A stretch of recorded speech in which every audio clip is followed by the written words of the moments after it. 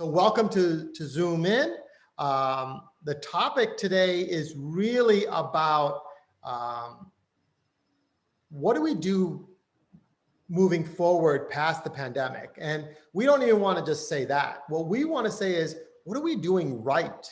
What are the building blocks that we have in place that we have either recognized that we have within these campuses, that we have now said, hey, we've tried that, and now that seems like a very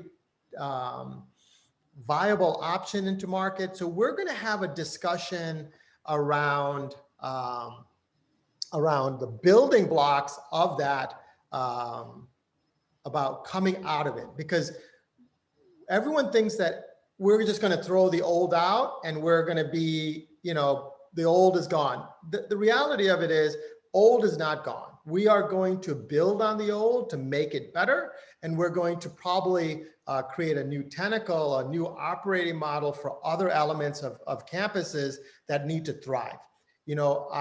There's a big segment difference between the top schools and the mid-market schools. And I think what we're saying is, we really need to help the mid-market, the HBCUs, the community colleges really transform during this time.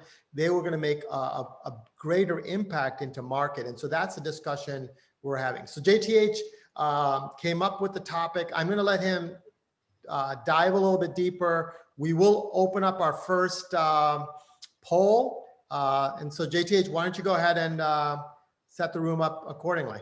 Yeah, well, while you're setting up the poll there, Matt, one of the things that I've been struck with reading, especially as the pandemic is going, everybody's talking about what we need to do new. What is it has to change? What is it's going to be different? And it got me to thinking, there's a lot that we're still doing that works.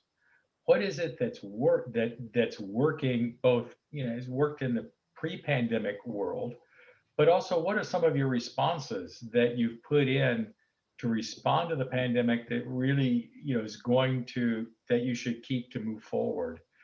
I'm afraid that right now in the world, we're focusing on what has to change, and that we risk throwing out, the baby with the bathwater, as the old saying goes, that we're making change for change's sake and not stepping back and going, well, this needs to change over here, but this works pretty well. What is that? What is going to be that foundation? So that was kind of my thinking, out of this. What are some of the things that you have started putting in either as a result of the pandemic or that you're seeing going forward should be kept in the brave new world we're going to find ourselves in after some semblance of normalcy returns?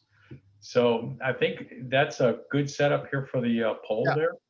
Thank you, John. So we have these three segments, right? And we're going to talk about the building blocks and what the skills are that we're going to need moving forward. But what we recognize is that what pandemic has now showed us and shed light is the value of the education, or the value of what people need from higher ed.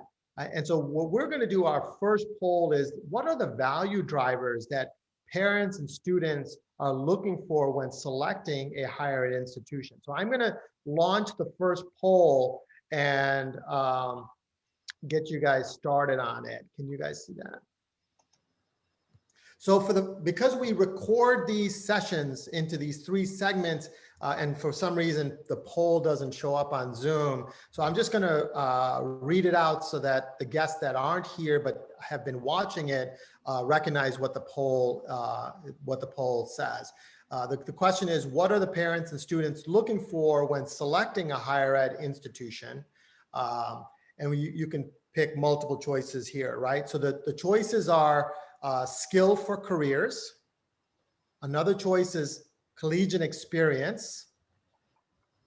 Third one is personal network, personal growth, brand name degree, affordable education, just general knowledge, And then the other is the last one we always put is other. And we would love to hear others because it means that we haven't thought about it in that way, and maybe we should do that. So go ahead and I'm going to make this a result in one. I'll give you guys 5 more seconds. 5, 4, 3, and we're good to go. Look at that. All but me did it. So I'm going to share the results. I would love your take on this because I think pre-pandemic, this wouldn't be the answer that most folks would say. So I'd love to hear why you guys all, like 82% of you guys said, we got to look for skills for careers. If you ask an academic, this is not the answer. They want to be in this realm. So would love anyone's take on it. So Matt, I'm doing my master's at UIC right now in health informatics. Right now in the job market, when you look for job opportunities with that degree, I really haven't been taught those skills in my education, like SQL, Python, Tableau. Just like, I think SQL is just a regular thing in the work industry now. So just having that part of the curriculum would have helped way more, and I would have gotten way more out of it. And paying all that money to get the master's, dealing with the whole online side of it now, I feel like doing the education at UIC, I didn't get what I wanted to get out of it, but I think I've gotten enough. But just having that piece would have helped a lot. No, that was great. I think there's a lot of people that go through that element. Like you come out of college, you're going for and you've been in the workforce a little bit in the healthcare side. So you kind of got exposed to that. But I think what we're seeing is jobs and things are changing, right? Yeah. The fact that you're looking at SQL, Nav, it means that what you're looking to do is slightly different than what you may have got into your entry-level job. So others that had a thought on the skills element?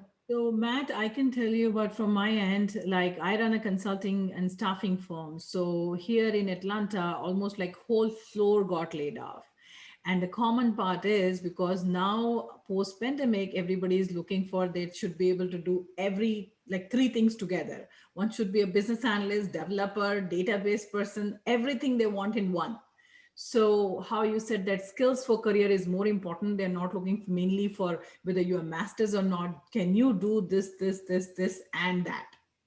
So of course, skills for careers becomes a choice if you really want to retain that particular position in the company. Hey, Preeti, that was really insightful. So one of the things that I've been doing now that, I've launched Beyond in our own way. And one of the models that I've said was, I'm not going to do consulting like I've done in the past 30 years. Our consulting is going to be different. The reason is we're looking at a gig ecosystem, and gig ecosystem allows for skilled people in a certain area to come and work on that content. So in my old big, large consulting firm, or even when I was running HTS, I was looking for someone, an admissions person that could do everything. In the new model of consulting, I'm going to look for the best recruiter. I'm going to look for the person that designs the best communication plan. I'm going to look, so if you look at it, I'm splicing even my consulting to be very impactful with the right skills, as opposed to having one consultant that may be thin on something and deep on another. So I think skills are going to be a big part as the gig ecosystem starts to play a role. We're trying to promote the gig ecosystem even in higher ed institutions.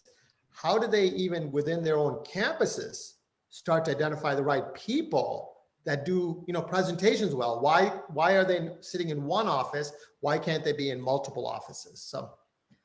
So I'm curious as to what whoever's selected other. What were your thoughts? What do you see the other is that maybe is not covered by the poll answers? I'm just curious. Calling out sort of anonymously.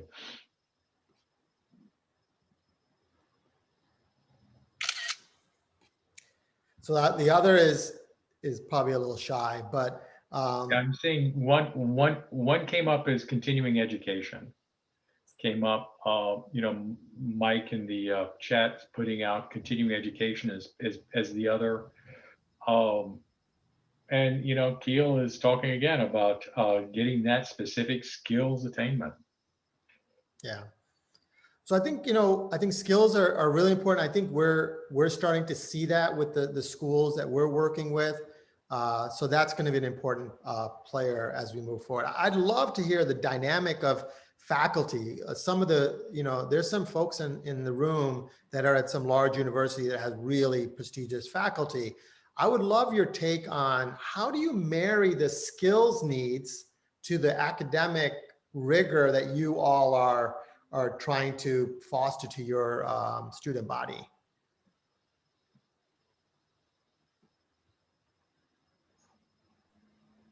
Well, that's the major challenge. And I think that's the challenge that faculty are going to have to face now, because if the students are coming, whether they are freshmen or returning add-ons or, wanting to learn to be in continuing education, they're going to expect something. And if they expect something and we are delivering something else, they're going to go and look elsewhere.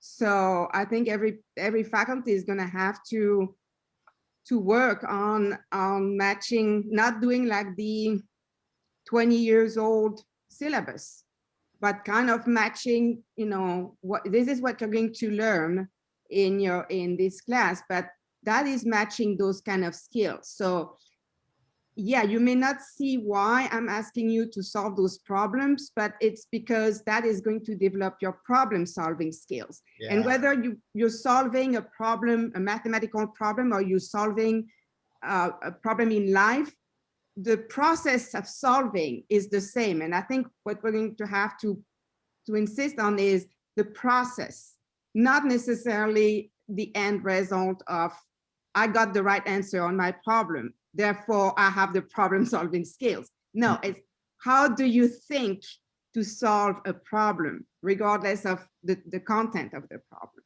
So this is I think this needs to be understood. Skills for career is, you could group them in different ways, but I think in two ways, you can say, I need a skill specifically to do like what Nav said. I need to know SQL. I need to know a certain coding language. I need to know how to run something in chemistry that allows a lab to be facilitated. But then there is these other skills, these human essential skills, these things that require information synthesis, allows people to have teamwork skills. Like there's that type of skill that I think we really need to think about also. So when you think about skills for career, it isn't just go get a certification at Google and you're off and running. You still need the human. And this is why I'm a big believer higher ed is still going to be here for a long time, because I think the community that and the type of ecosystem that people interact with, it represents a little bit of the workforce at some point in time. So. And I think we need to be better about making that case. I mean, you look at Kansas just wiped out, a goodly number of liberal arts programs. I don't know what they used to decide to get rid of them, in terms of actual financial return. But there's also this real push of, well, being a history major doesn't teach you any skills, but it does. And we don't talk about the stuff that you learn in these that is transferable. I would be surprised if everybody on this call is working in a job that is directly linked to their degree. I think probably 99% of us are doing something that's totally different from what we graduated in, but we got the skills that were transferable to be able for us to do what it is that we're doing today. Yeah. John, speaking as a music and psychology major who is now a CIO, I couldn't agree with you more. However, I do have to wonder if that's changed.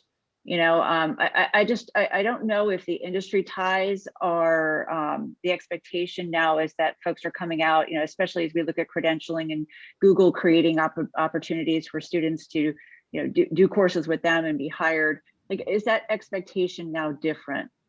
Well, I think it's a good question. Speaking as an opera major, director major with a theater master's, who's now a consultant in technology. Love it. We can have our own performance. No, we can. But it taught me how to get people with different viewpoints working together on the same page, on a budget and showing up on time to do something. And that's project management. The only difference is nobody's yelling at me in Italian. Yeah. I think that's still true. I think that corporations need to broaden what they're looking for in terms of their job ads for any of this to work. There's so much that still looks for a bachelor's as a door opener. But after that first door opening, your degree becomes less and less important. And what it is that you learn and how you take what you learn and utilize that is what's important.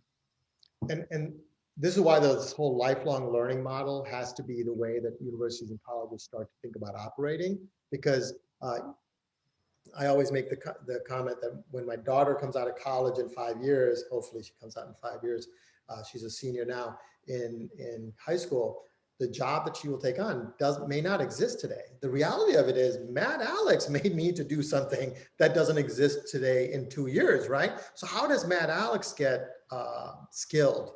And that's going to be an important piece. I want to go back to Kelly. And Kelly, the reason I want to go back to you, and if you guys don't know who Kelly is the CIO of Villanova. And Kelly, you're looking at the hiring, the workforce that needs to support Villanova in the infrastructure.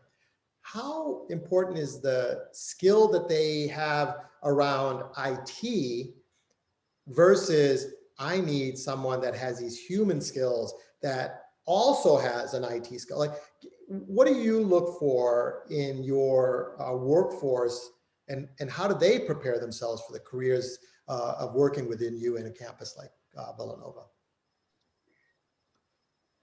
It depends, because I'm looking, I think, some of the challenges that I have are around developing leaders and developing managerial skills.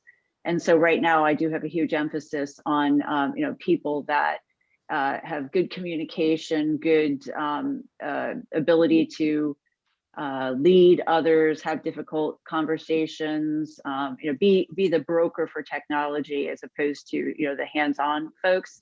But, I will absolutely need the hands-on folks, but I will probably hold the bar higher for, their ability to understand core principles around project management and communication and all of that. So I do think, that maybe historically we valued the technology skills over some of the more interpersonal soft skills, but I'm finding that we're sort of suffering the impact of those decisions, and so I'm trying to kind of swing the pendulum the other way. So, but I'm a liberal arts. I'm a product of liberal arts, right? So of course I'm gonna think that way. So I think you can make the case for either. Yeah, no, thanks for that. Jazz, I see you're in the chat that said you want to do a soundbite. The way it works here, buddy, is you can chime in and dialogue. There, like I said, there's no esteemed panel other than esteemed guests like you guys. So chime away if you want, and if you can't talk, then go ahead and put it in the text. I appreciate it. Thanks so much. So I think something I was just itching to kind of share. I had the good fortune of also working many schools in North America and internationally. And a lot of what people are already saying is that there's been an obvious trend in people observing a change in skill sets that are now more specific because of how the marketplace has shifted, to as well as convergence of there being opportunity because people are going through career changes, whether it's because of a job loss or job transition, that it's elevated the need to think about, well, what should I do next? And topics of work-life balance, career planning are all converging together in involving thoughts to help people determine their next steps. And a trend that it's accelerated in the education space, which is a bit of a topic that's been sensitive in continuing learning and lifelong learning, is the idea of delivering more tailored experiences and training programs and in an agile fashion. Because naturally over the period of COVID, people have been changing jobs and their situations have changed in a non-realistic pattern. It's not predictable. And people are coming back to the opportunity of looking for, as you've seen, even on LinkedIn, that conversations like this, the emergence of master classes, digital courses, things that people are personalizing, people who have 20 years of experience coming to the table wanting to share, and people are joining in masses to learn about this from each other. But the gap that exists is that many see the value in the personal education they receive from people's lifelong experiences, but the branding perhaps is sometimes that's missing. And so for some, the branding doesn't matter, but for others, they're trying to associate that learning with a brand. Because can I walk away with some kind of certificate from a school with this type of learning experience? And so there's a bit of that gap that's existing in the marketplace right now, which is the emergence of more collaborative, independent, experienced individuals in the marketplace going out and teaching everything from traits, skill sets to anything more advanced than that even, but then getting the accreditation recognition for that as well. So I just wanted to share that with everybody as well. Just for you, the folks that don't know Jazz and I worked together at Deloitte. He was on the Canadian side of our ecosystem, the more friendlier and more happier set of folks that we would work with. And Jeff Korb and Jazz, you guys have a lot of same alignment. He's both student-centric, believes in Salesforce and things like that. So definitely connect. And Jazz made a comment that we are seeing a different ecosystem. As you guys have probably seen that I'm on Clubhouse now. So I welcome anyone who's an iPhone user to get on Clubhouse and join the dialogue, because I'm having these on a weekly basis. And it is becoming so powerful because I'm not having discussions with just academics.